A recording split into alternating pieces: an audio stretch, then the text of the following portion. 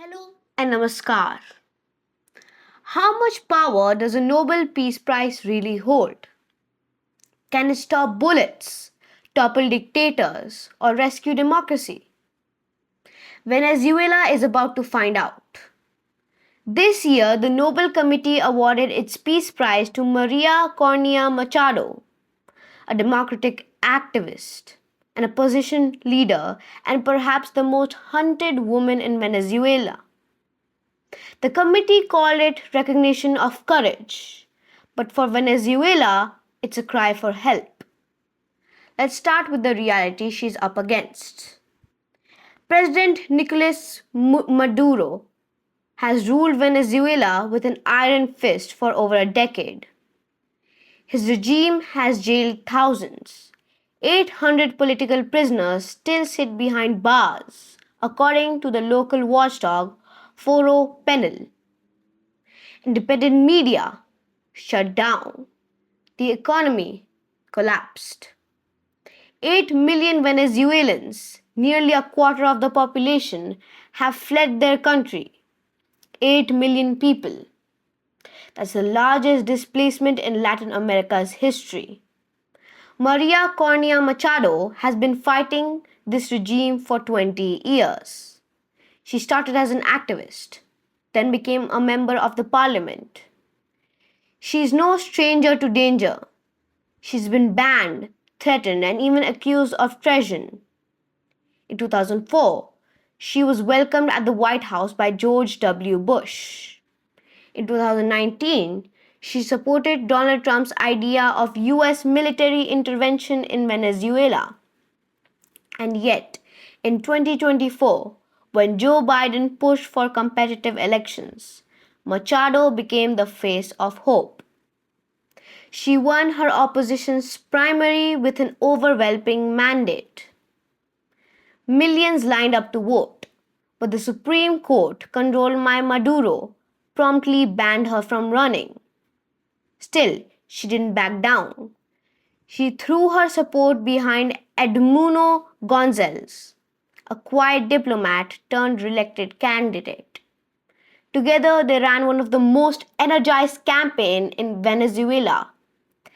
Machado traveled by road because the government banned her from flying, filling plazas with supporters shouting one word: cambio, change. But when election night came, so did the theft. Independent observers from the UN and Carter Center confirmed what everyone suspected: the vote was rigged.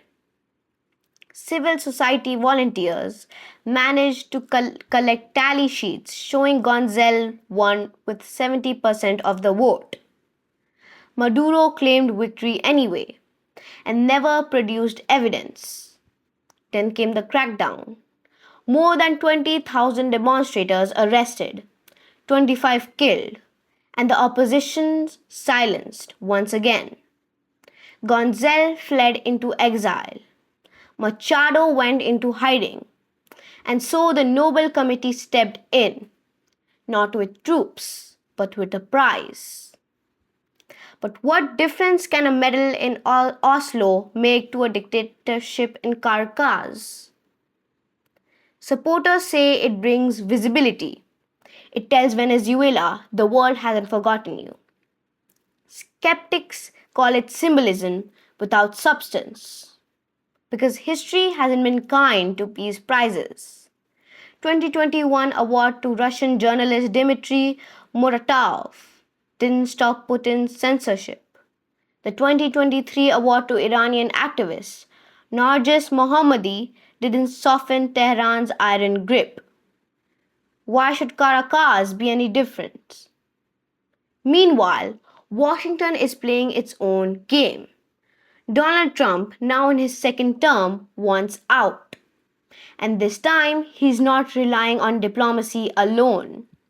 He's deployed 8 US Navy ships, a nuclear submarine, and 6,000 troops near Venezuelan waters. Officially, the mission is targeted to narco terrorists. Unofficially, it's rattle Maduro's generals and maybe provoke a coup.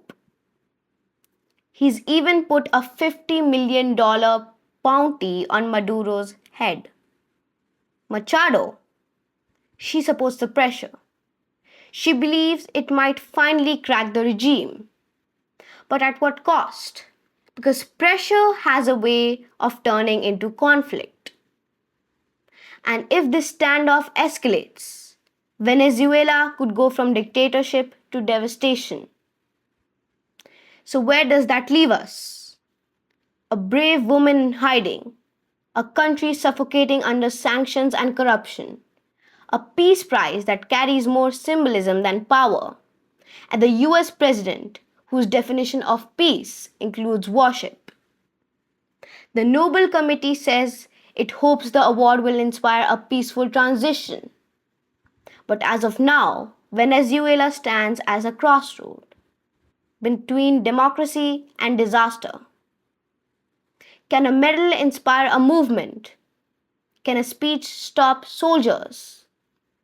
History says no, but sometimes symbols light the way when everything else is dark. Thank you for watching.